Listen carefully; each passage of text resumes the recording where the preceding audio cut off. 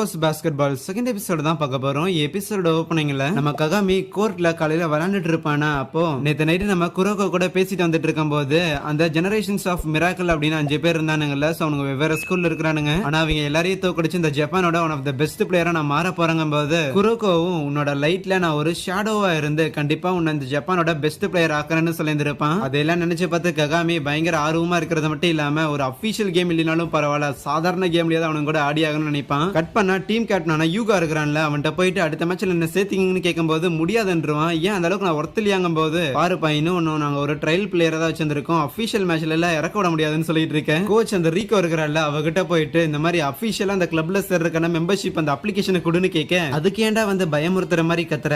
காலையில என்னன்னா இந்த குரோகோ பையனும் இதே மாதிரி தான் வந்து கேட்டான். சரி விடு, 2 பேருக்கும் திறமை இருக்குன்னு ஒத்துக்கிறேன், அதனால இதை நீங்க வச்சுக்கோங்க. பட் இருந்தாலும் ஒரு கண்டிஷன், உங்களோட அப்ளிகேஷன் ஃபார்மை திங்கக்கிழமை காலையில 8:40 மணிக்கு ஸ்கூலோட மொட்டை மாடியில தான் ஏத்துக்குவேன்னு ஒரு கண்டிஷன் போட என்னமோன்ட்டு வெளியே வரும்போது அங்க நோட்டீஸ் போர்டுல ஒரு மேகசின் இருக்குமா, இவங்க ஸ்கூலோட பாஸ்கெட்பாலை பத்தி தான் ஒரு நியூஸ் இருக்குமா. பரவாயில்லையே, இவனுங்களும் ஒருத்தன ஆளுங்க தான் போலயே அப்படின்னு நினைக்க ஆமான்னு பின்னாடி குரோக்கோ வந்து நிப்பானா. டேய் எப்ப பார்த்தாலும் என்டா சைடுல பேய் மாதிரி வந்து பயமுறுத்துற. சரி அதெல்லாம் இருக்கட்டும், எனக்கு ஒரு டவுட், அந்த ஜெனரேஷன்ஸ் ஆஃப் மிராக்கிள்ல நீயும் ஒருத்தங்க போது மத்தவங்க எல்லாரும் பயங்கர ஸ்ட்ராங்கான ஸ்கூல்ஸ்ல போய் சேர்ந்திருக்காங்க, நீ மட்டும் ஏன்டா இங்க வந்து சேர்ந்திருக்குன்னு ஒரு கேள்வி கேட்க அதுக்குள்ள ஆளக்கான எஸ்கேப். அன்னைக்கு நைட் அந்த ரீகோ பொண்ணு அவங்க டீமுக்கு தேவையான சில வேலைப்பாடுகள்லாம் பாத்துக்கிட்டு இருப்பாள். அவங்க அப்பாவுமே இவ்வளவு பேஷனேட்டா இருக்கிறதுங்களா ஓகே தான், பட் இருந்தாலும் ரொம்ப நேரம் முடிச்சுட்டு இருக்காத, போய் தூங்குன்னு சொல்ல கட் பண்ணா திங்கக்கிழமை காலையில மொட்டை மாடியில ரீகோ மத்தவங்களுக்காக வெயிட் பண்ணிட்டு இருக்கேன். அங்க வந்து ஜூனியர் பசங்களும் என்ன இது சண்டைக்கு இது நடக்க போதா, ககாமி இன்னும் 5 நிமிஷத்துல ஸ்கூலோட அசம்பிளி நடக்க போகுது, அதனால இதை வாங்கிக்கோன்னு அந்த மெம்பர்ஷிப் ஃபார்ம் எடுத்து தரும்போது அதெல்லாம் முடியாது. லாஸ்ட் இயர் தான் இந்த ரீகா இந்த ஸ்கூலோட பாஸ்கெட்பால் டீமுக்கு ஒரு கோச் ஆயிருந்திருப்பாள். சோ அப்ப கேப்டனுக்கு ஒரு ப்ராமிஸ் பண்ணியிருந்திருப்பா,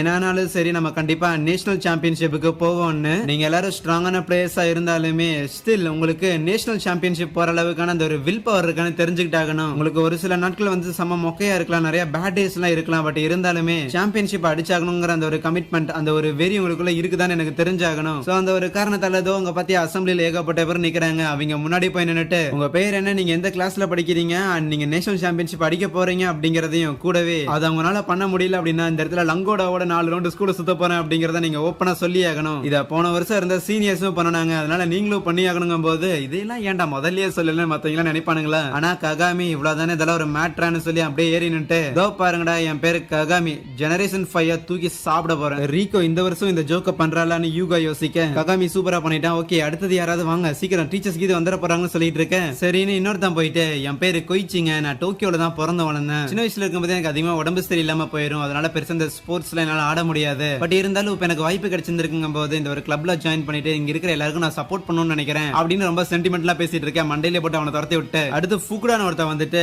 நாங்க ஸ்கூல்ல ஜாயின் பண்ணும்போது பார்த்தேன், இந்த ஸ்கூலோட பாஸ்கெட்பால் கிளப்பை காப்பாத்துறதுக்கு ஆளுங்களே இல்ல, அதனால யாராவது வந்து உதவி பண்ணுங்கன்னு சீனியர்ஸ் எல்லாம் ஆளுங்க சேர்த்திட்டு இருந்தாங்க, அதனாலதான் இதுல சேர்ந்தேன், கண்டிப்பா முடிஞ்ச அளவுக்கு நான் உதவி பண்ணுவேன் சொல்லுவான். அடுத்தது ஃபுரியாட்டான ஒரு பையன், எனக்கு ஒரு கேர்ள் ஃபிரெண்ட் இருக்கிறா, ஆனா அவளுக்கு யாராவது எதுலயாவது சிறந்தவனா இருக்கிறவன தான் பிடிக்கும் அப்படின்னு சொல்லி இருந்தா, அந்த ஒரு காரணத்துக்காக தான் இந்த மாதிரி பாஸ்கெட்பால்ல நான் ஒரு சிறந்தவனா இருக்கிறதுக்காக வந்திருக்கேன்னு சொல்ல கடைசியா நம்ம குரோக்கோ பேசுறதுக்காக வரும்போது நான் சத்தமாலாம் பேச மாட்டேன், அதனால நான் மைக்ரோஃபோன் பயன்படுத்திக்கிறேன், அவன் பேசலான்னு போகும்போது கரெக்டா உள்ள வந்த வாத்தியார் அவங்களை பிடிச்சி லெக்சர் எடுக்க ஆரம்பிச்சிட்டாரு. நீங்க எல்லாம் சீனியர்ஸ் தானே, கொஞ்சமாவது மத்தவங்களுக்கு எடுத்துக்கட்டா இருக்கணும் தானே அப்படின்னு திட்டிட்டு இருக்கேன். அன்னைக்கு ஈவினிங் ககாமி அதே மாதிரி பண்ணலாம் வாங்கிட்டு வந்துட்டு இந்த வாத்தியாருக்கு தேவையில்லாம ரூஃப்ல ஏறி கத்துனதுக்குலாம் இந்த கிளி கிளிக்கிறான் அப்படின்னு புலம்பிட்டு இருக்கேன். குரோக்கும் அங்கதான் இருப்பான். பிளஸ் குரோக்கோ சொல்லுவான் அந்த மாதிரி நான் தான் மாடியில போய் கத்தவே இல்லையே, அப்படி இல்லைன்னா மேபி என்ன டீம்ல சேர்த்திக்க மாட்டாங்களாங்கும் போது அதெல்லாம் கண்டிப்பா சேர்த்திக்குவாங்க. ஆனா அது ஓரமா ஒரு பக்கம் இருக்கட்டும், இருந்தாலும் நீயும் அந்த ஜெனரேஷன்ஸ் ஆஃப் மிராக்கிள்ல ஒரு 6th மெம்பர், அப்படி இருக்கக்குள்ள ஏன் மத்தவங்க மாதிரி பெரிய பெரிய ஸ்கூல்ல போய் ஜாயின் பண்ணாம இந்த மாதிரி ஒரு இடத்துல வந்து ஜாயின் பண்ணி இருக்க.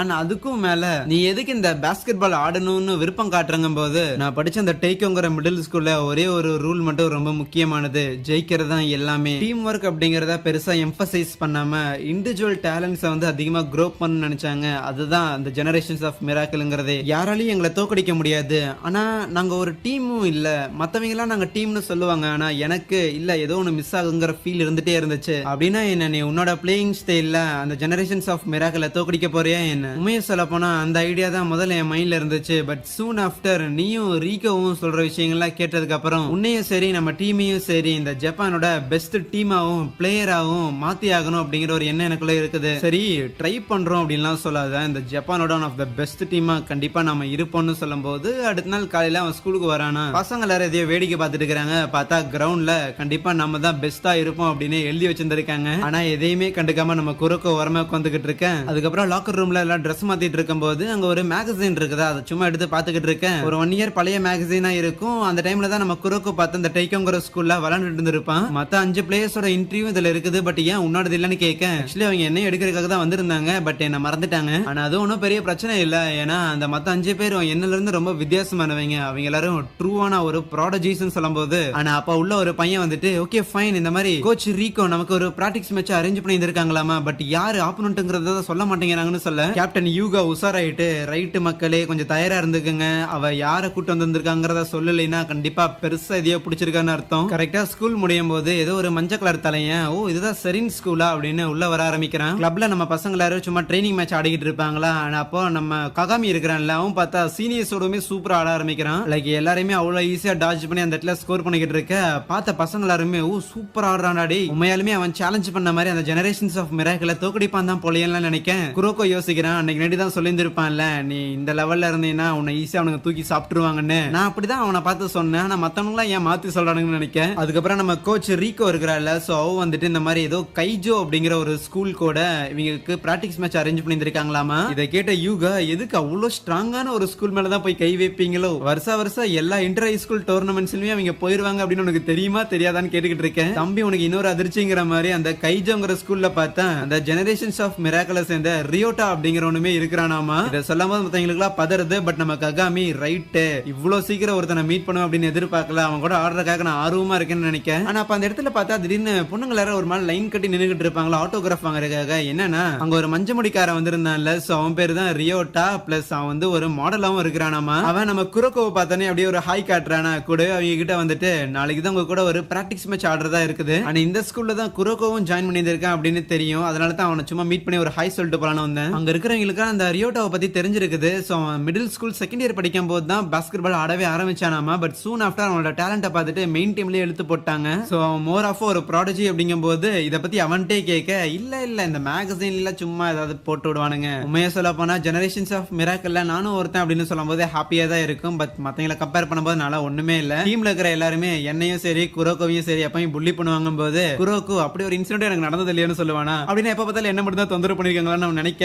ரியோட்டா மேல ஒரு பால் வந்து விழுகும், நம்ம ககாமியா தான் இருக்கும். இவ்வளவு தூரம் வந்துட்ட சும்மா போனா எப்படி, வா வந்து ஒரு மேட்ச போடுன்னு கேட்க, உன் ஆசை ஏன் கெடுப்பானேன்னு அந்த ரியோட்டாவும் களத்துல இறங்குறான். பிளஸ் அந்த இடத்துல ககாமி எப்படி தன்னோட சீனியர்ஸ் கிட்ட இருந்து பால் ஃபெயிண்ட் பண்ணானோ அதே மூவை எக்ஸாக்ட்டா ரெப்ளிகேட் பண்ணி அந்த ரியோட்டா ஒரு டங்க் அடிக்கிறானா. சோ எல்லாருக்கும் ஷாக்கு, என்ன இவ்வளவு ஈஸியா காப்பி பண்றான்னு. ஈவன் நம்ம குரோக்கோவுக்கும் ஷாக்கு தான். ஏன்னா அவன் கடைசி டைம் இந்த ரியோட்டாவை மீட் பண்ணும்போது அவன் இந்த அளவுக்கு இல்ல, கொஞ்சம் மாசம் தான் ஆச்சு, ஆனா அதுக்குள்ள இவ்வளவு இம்ப்ரூவ் ஆயிருக்கான்னு. அதுக்கப்புறம் ரியோட்டா நம்ம குரோக்கோட்ட வந்துட்டு, சரி இங்க இருந்து சும்மா எல்லாம் போக முடியாது, வாப்பா குரோக்கோ உன்னோட டேலண்ட்டை தேவையில்லாம இங்க இருந்து வேஸ்ட் பண்ணாத, நம்ம போய் நல்லா பெட்டரா ஜெயிக்கிறதா எல்லாமே உனக்கு தெரியாதாங்க போது குரோக்கோ அப்படியே குனிஞ்சிட்டு, என்ன மன்னிச்சிருங்க தலைவா, என்னால வந்து சேர முடியாதுன்றான். ஏன்னு கேட்க, ஏன்னா நான் ககாமிக்கு ஒரு ப்ராமிஸ் பண்ணிருக்கேன், நாங்க 2 பேரும் ஒன்னா சேர்ந்து ஜெனரேஷன்ஸ் ஆஃப் மிராக்கிள தோக்கடிக்க போறாங்க போது இதை கேட்டு ககாமி லைட்டா சிரிச்சுட்டு அவனே நினைச்சுக்குவான், ஓகே ரைட் இவனே இவ்வளவு ஸ்ட்ராங்கா இருக்கிறானா அப்படின்னா இவனை தாண்டி இன்னும் 4 பேர் ஆஹா அவனுங்களை எதிர்த்தாகணுமா, பயங்கர இன்ட்ரெஸ்டிங்கா இருக்குதுன்னு நினைக்கும் போது அங்கே இந்த ஒரு எபிசோடையும் முடிக்கிறாங்க.